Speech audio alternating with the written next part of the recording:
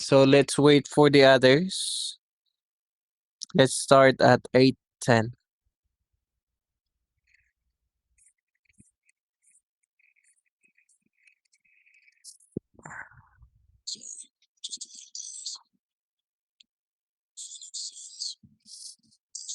Previously, as Jin met Adam by plane, Adam informed him about his father. Jin struggled to process the revelation. His father, missing for 10 years, had somehow returned as a monster. The thought deeply unsettled him.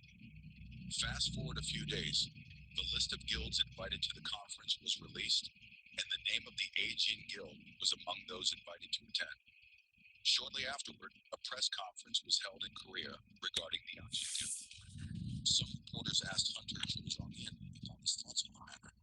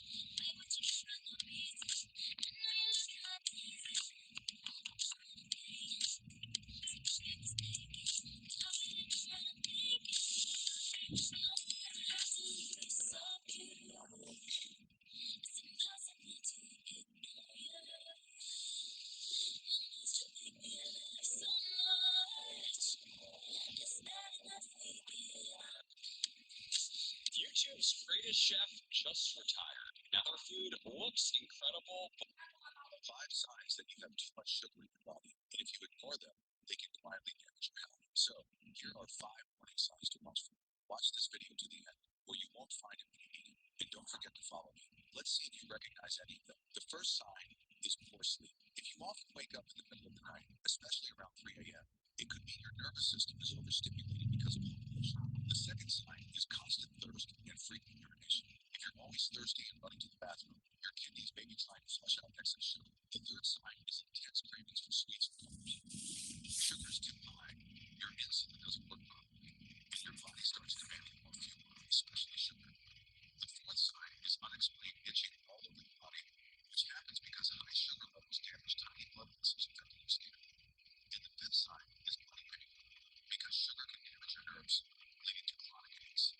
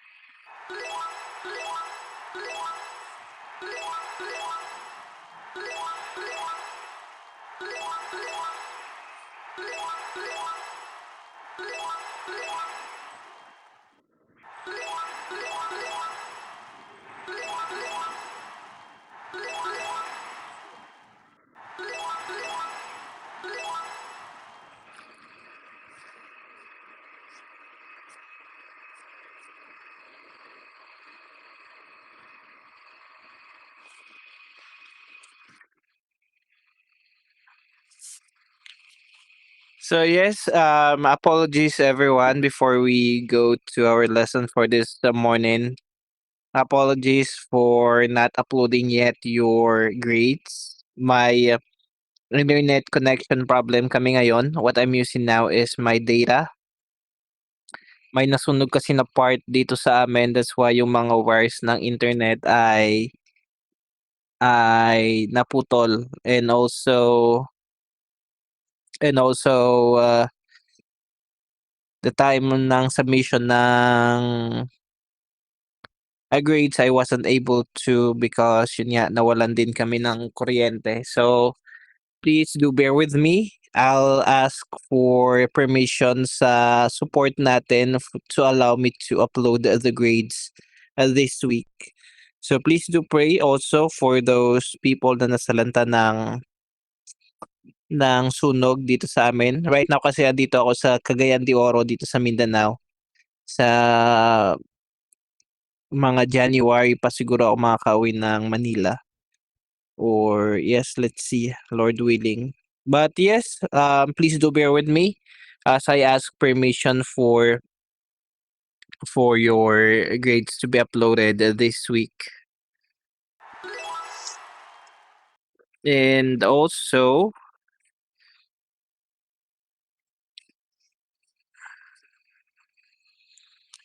yes, those who approach me in regards to their grade, yung mga nag-message sa akin personally, you don't have to do anything na. Well, bawi na I made or ginawan ko na ng paraan yung grades nyo. Just make sure na please this term ay maging consistent kayo sa i-assess ko if you are consistent na sa pag-attend ng class. Those who are late enrollees, those who ask if pwede ako magpagawa ng grades, don't need to worry. I just appreciate you approaching me last time. So yes, but expect na mas mataas pa rin yung grades nung mga naging consistent and was able to finish their requirements on time. So yes, just means that you approaching me, nakita ko or I know that you really are concerned with your grades. So yes, you don't need to do anything. Kapag nakita ninyo yung grades ninyo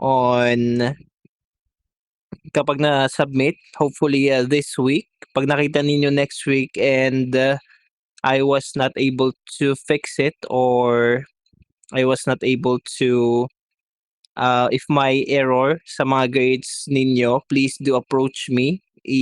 Personal message ninyo ako para ma-edit pa natin. I cannot guarantee na maayos agad yung grades ninyo. May mga na-overlook din ako. So please let's work this out together. Let's move on with our topic. First, before that, good morning, everyone. Thank you so much for being on time and being consistent sa ating discussion this morning. Let's talk about involvement.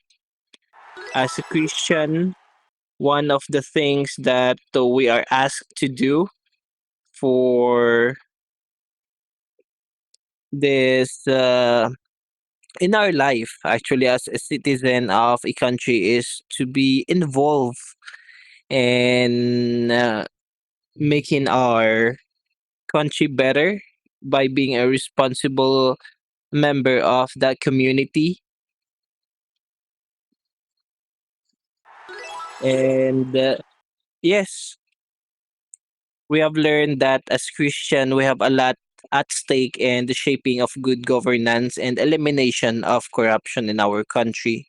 Not just we have to be wise sa pagpili ng mga leaders natin, but we also, as a Christian, have the responsibility to pray sa mga leaders na nakaupo. Kasi kahit anuman kasing gawin natin ay we have to accept at some point na they are sitting under sa position nila on purpose. Sometimes hindi natin maintindihan but hindi yung mga qualified, hindi sila pa yung nakaupo. Minsan sila pa yung nagiging Senate President or nagiging number one sa listahan. But we have to accept that there are circumstances that God permits all those things to happen in our life for us to be able to see His greatness, that even though hindi qualified yung nakaupo sa isang bansa, ay nag-work pa rin ang Panginoon in a way na either we get involved in that circumstances or we have to be an instrument to be a blessing or to be an instrument for God to use His power through us. So engaging society is part of our call as disciples of Jesus. Tayo ay tinawag para mag-bear witness to the kingdom in all aspects of life and to every sphere of society, politics included. So yes, hindi lang pala sa church na extend yung kingdom ng Panginoon. Extending the kingdom of God means yung pinapakilala mo siya, making him well known or making him known and being an instrument to make disciples of Jesus. And through that, isa sa mga way for us to do that is to be engaged sa society natin, being a responsible member of a community, and also bearing witness. Bearing witness ay madidiscuss natin mamaya. But the question is, how do we bear witness in the realm of politics? What kinds of involvements are we supposed to play as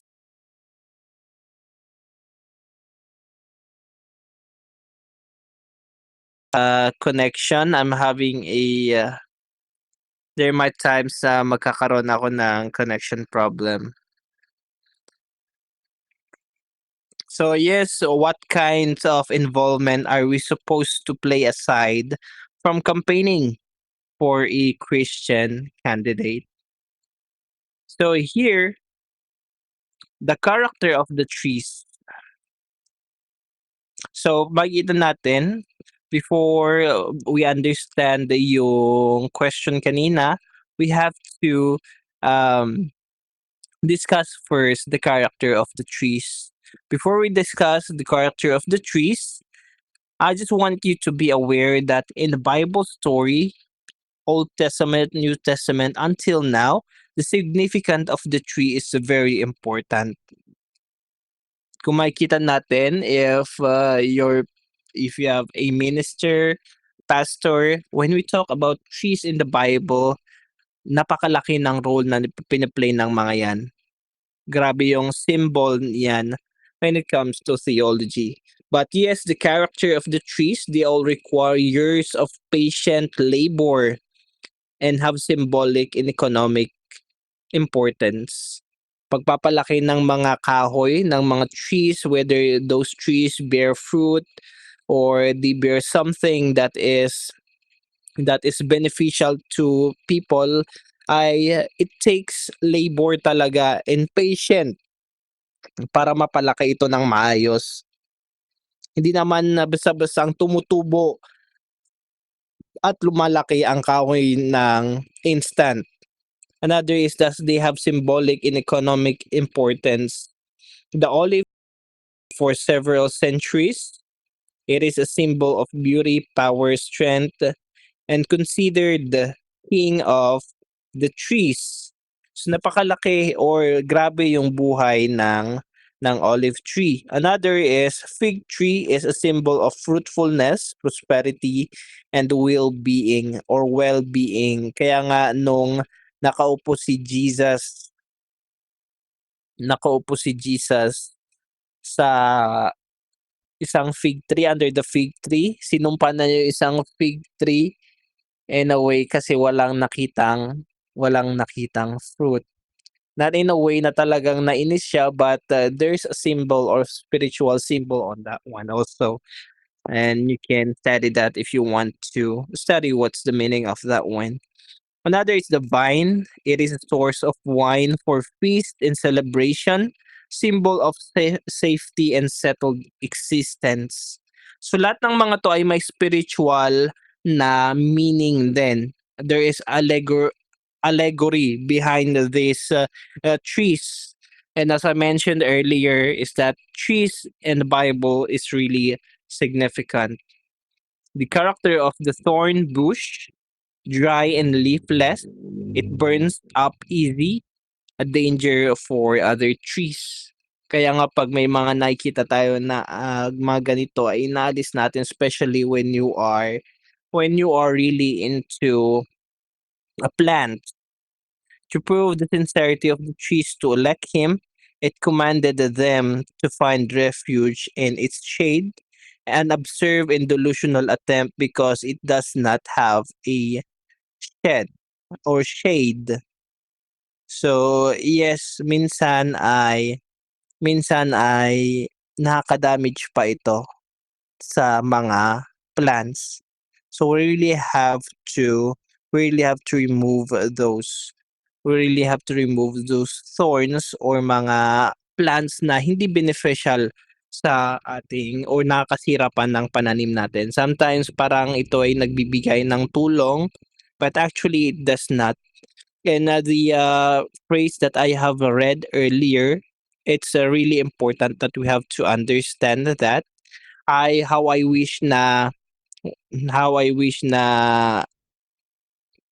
na mas ma-discuss pa natin ito because it really has a spiritual significance sa ating buhay. Yung parang sincere or to prove sincerity of the trees to elect him, it commanded them to find refuge in its shade, an absurd and delusional attempt because it does not have a shade. So here we will may makikita tayong mga lesson. Abimelech is a cautionary tale against those who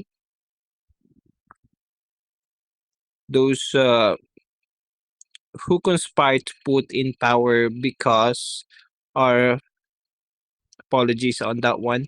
Abimelech is cautionary tale against those who conspire to put in power people who like the bramble is not only useless but also dangerous.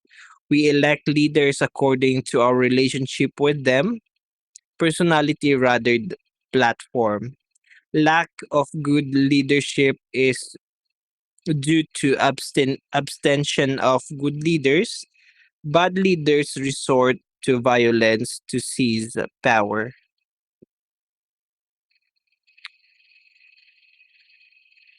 So yes, sa story ni Abimelech, pag i-explore ninyo yung Bible, Abimelech is a cautionary tale against those who conspire to put in power people who like bramble. It's not about useless but also dangerous. So, isa sa mga conspiracy minsan, especially dito sa Pilipinas, ay yung tinatawag natin na vote buying. Or nung hindi pa uso yung automated na botohan, I mean a way of voting, isa sa pinakamalaking issue dati ay yung issue ni dating President Gloria Macapagal Arroyo. Yung Hello Garci tape, yung sila ni FPJ. So that is one of the most scandalous na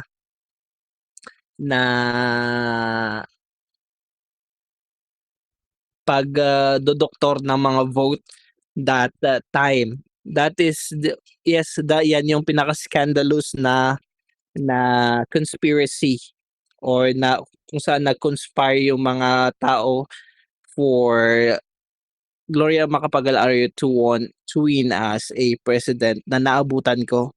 So grabe yung ginawa nila sa vote, especially dito sa South na banda.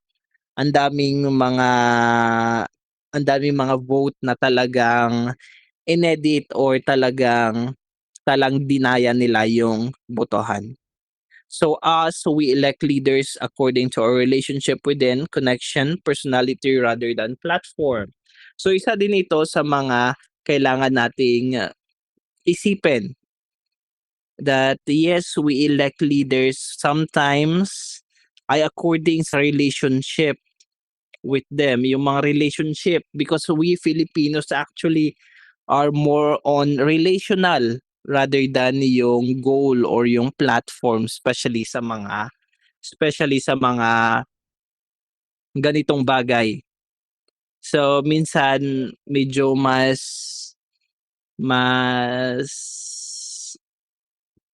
matimbang yung relationship natin, which we really understand rather than platform. But that is different, especially kung makita ninyo sa West.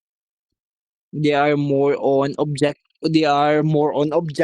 rather than relationship. 'Di ba? Kasi parang minsan parang akala natin parang wala silang pakialam sa isa't isa, but they are more objective than relational. Minsan ay sa business, o isa sa mga bagay na natutunan ko especially sa business sa West, I have a friend who is in West that they prefer, especially kapag may sarili kang business, they prefer na ipasok yung mga yung mga workers sa business nila outside the family. Kasi alam nila na yun nga, may minsan may mga abuse, may mga decision kapag hindi mo pinagbigyan ay magagalit, lalo na kapag hindi business minded yung family mo, especially yung mga parents mo daw, lalo na 'pag mga hindi business minded, tapos yung ikaw yung breadwinner, parang ginagawa nilang breadwinner, makita mo daw na hindi yan ideal for you to be able to put them sa position, especially sa position sa business like, sila yung magma-manage, gano'n. So, that is the things that you have to avoid daw. So, much prefer someone who is knowledgeable and is outside the family too. Hindi lang para maprotektahan mo yung relationship mo with your family, but also para maprotektahan mo din yung business mo. So, gano'n din, sa pag-elect or sa pag-vote natin sa leader natin, we have to really see yung goal or objective ng isang tao. If we are close with them, then we have this opportunity to correct them. If may mga kamag-anak kayo na nag-run as especially SK, mga ganyan, nag-start sa maliliit na bagay, or barangay chairman na mga parents maybe, you have to really ask kung ano yung objective nila or yung goal nila, ba't sila nag-run, ano yung platform nila. So that's the time that you can ask questions, clarifying things, or if may idea ka, then why not provide them, correcting them. So that is one also as an advantage kapag yung parents mo ay involved, especially as a leader sa isang community, or even you as someone who has a desire to be a leader, is that try more to improve first your platform. After that, that's the time that you will build also your connection. I do believe that a good platform will connect ka agad sa mga tao as long as you are confident, alam mo na malinis yung konsensya mo, and this really is your goal. I do believe that yung confidence mo, and yung paano mo idadala yung mga mensahe na ito sa mga tao will really connect with them. Asking wisdom, eloquence, and fluency, yung napag-aralan natin last week, yung charisma, connection, yung character, and also yung qualification of a leader. I do believe na mabi-build up yan and mag-start yan sa magandang plataporma at magandang goal-oriented na plataporma na napag-aralan ng maayos, na prepare ng maayos. Another is lack of good leadership is due to abstention of good leaders. So we have to take note of this one also. We have to look also, or we have to really look up for good leaders who will lead you before you become a good leader yourself. Yun nga yung napag-aralan natin nung mga nakaraan na lesson, yung mentor. Having a good mentor is really important. Yung mga tao na nakapaligid sa'yo is really important na sila yung nagbibigay ng advice sa'yo. So kapag you disregard this, if you prefer more yung mga friends mo na wala masyadong alam sa politics, kasi alam mo na ito-tolerate ka nila kapag may mga mali kang ginawa, rather than those good people or yung mga qualified mentors or leaders also na pwedeng mag-correct sa'yo, pwedeng ipagalitan ka, ay talagang magfo-fall yung leadership mo. That happened in the Bible actually. Before Solomon came a favorite son ni David, na yung favorite son ni David ay gustong i-dethrone kaagad si David. Hindi parang nagmadali siya. He asked or he listened to his friends rather than the elder who know more about yung politics sa time nila. In-advise na wait for his time because as of the moment ay kailangan ay may time pa si David to lead the kingdom. After that ay yun nga, siya na sana yung magiging king, but because of what happened, because of that decision that he listened to his unqualified friend for politics, ay ito pa yung naging way sa kanyang kapahamakan. Opposite sa ginawa ni Solomon. Before Solomon became a leader or became the king of Israel, ay he took his time. Hindi siya masyadong nag nag-ano sa spotlight, hindi siya masyadong pinapansin ni David actually as a leader, as a future king. But when the time came na siya yung i-appoint ng Panginoon, isa lang yung inask ni David to have a wisdom to lead the nation. Although he became the wisest man alive, makita natin that when he was a king ay may mga advisor. May advisor pa rin siya. One of his advisor is one of his rival when it comes to wisdom and knowledge. So he has this rival na inappoint niya as his advisor. And also he have counselors in his earlier time as a king. So dun talaga nag-bloom yung Israel or yung kingdom niya in his early time. But yes, we know that he fell into sin. May mga compromise din siya as a person. That's why nag-fall din yung kingdom niya. So yes, bad leaders resort to violence to seize power than leadership.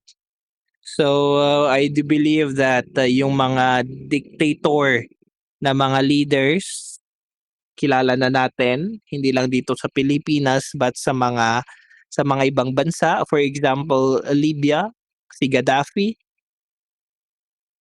ay isa sa mga matatawag nating dictator, si king na nag-fall, na nagkaroon ng civil war sa Libya, and after that he died and nag-fall yung kingdom niya o yung pamamahala niya. It's a good thing that Libya is now nakaka-recover. I remember I was third year high school and nandun yung father ko. So yes, it's really a sad news that time for us na muntikan nang hindi makauwi yung father namin. But praise God dahil habang nanonood kami ng news ay may kumatok sa door. Though we're not financially ready that time, but we praise God dahil nakauwi ng safe and sound yung tatay ko that time. So grabe grabe yung effect ng civil war dati sa Libya. And the number one na cause nito is of course the dictator seized the power. Talaga gusto niyang mapanatili siya sa power rather than to resort those problems in a properly manner. So that's the lesson that we will have to learn, that isa sa mga hindi magandang gawain ng isang leader is to conspire or to do something na sa hindi nakakabuti sa bansa for his personal gain. That is unacceptable dapat as a leader, dahil nga you have to have this integrity as a leader. Dapat ma-integrated ka. Kung ikaw man yung nanalo as a leader, then do your part. If not, then you have to pray for the one who won. So here, paano ba tayo magiging involved sa mga bagay na ito? Kung hindi man tayo leader, but as a Christian, how do we involve? May passage sa Bible that encourage us to be a light and salt of this world. Means giving flavor, be a instrument for a better change, be an instrument to influence people. So here, how can we be a salt in our own community? Sa barangay man yan, sa group man ninyo, sa school, sa circle of friends mo. So as a salt, first off, we have to understand yung ability or ano ba yung nagagawa ng isang salt. For example, a salt is a preservative. I'm sorry about that. We should preserve the good values of our culture. Another is a salt is antiseptic, killing bacteria and germs. We must intentionally get rid of evil in our society. Third, a salt is flavoring. Others must see the goodness of our character. So we should preserve the good values of our culture. Ano ba yung good values? Ano ba yung pinopromote ng inyong culture ngayon? For example, yung Gen Z. As a Gen Z, alam natin na ayaw ninyo ng kurakot. So how do we do that? We have our own small ways to do that. We have our own platform, and I do believe that God will make a way for you to be involved, to be a preservative of good values sa panahon natin ngayon. Third is antiseptic. We must get rid intentionally of evil in our society, starting by yourself. Bad habit na pwedeng makaapekto sa ibang tao, ano ba yon? You have to get rid that first. Nag-start yan sa maliit na community. Nag-start yan sa iyong sarili. And last, salt is a flavoring. Ano ba yung identity mo as a person?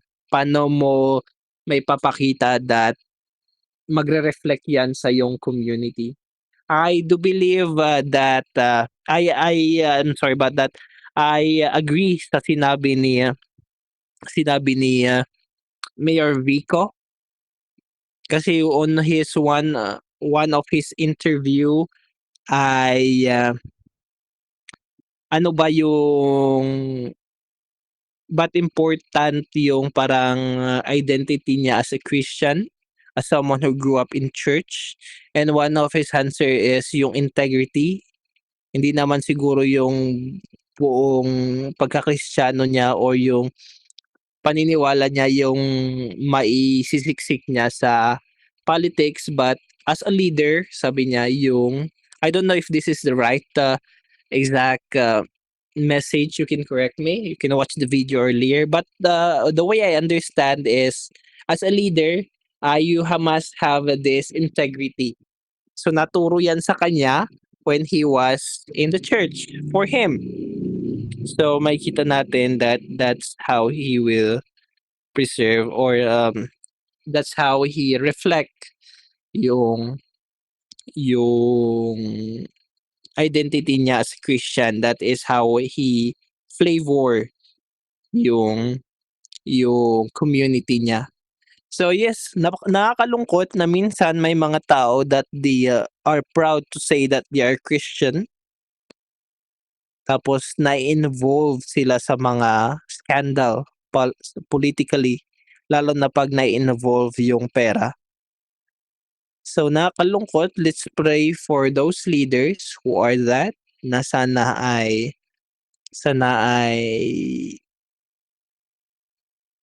pagsisihan nila, magkaroon ng repentance dahil nga kapag ang Panginoon ang gumalaw, dapat ka nang matakot. In a way, nagagalaw siya dahil parang ina-abuse mo na yung grace ng Panginoon.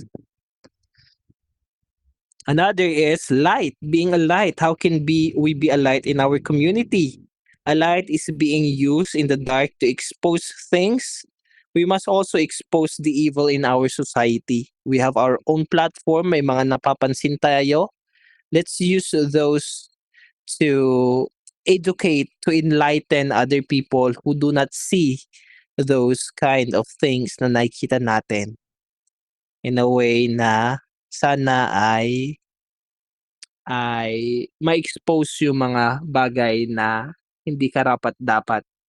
And a light is used as a guide in the dark path. Christians should guide others to find the right path. So that is our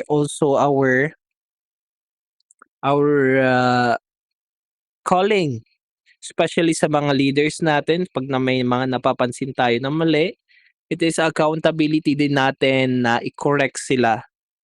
Na mapapansin man nila yon or hindi, the good part or the most important thing is that you've done your part as a Christian to correct your fellow countrymen. So that is our lesson for this morning. So as of this week, wala muna tayong activity.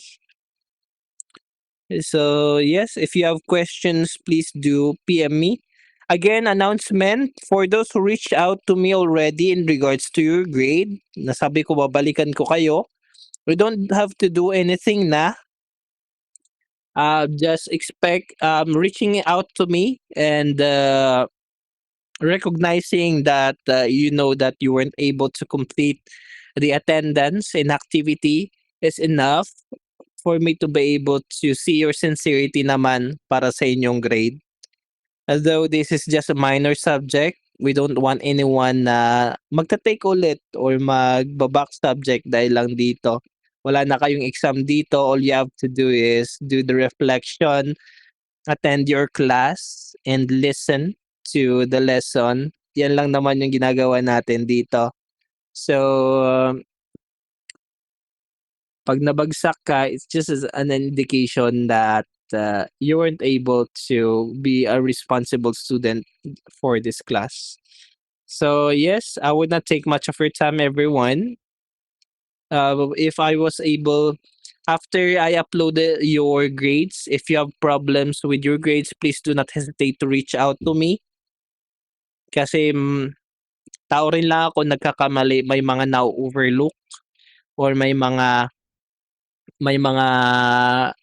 issues din, technical man yan or may mga nakaligtaan. So please do not hesitate to reach out to me para ma-correct natin yung grades nyo. Ma-check natin ulit and then after that, if may mga bagay na na-miss ako, then i-edit ko ulit and then isa-submit. So yes, yun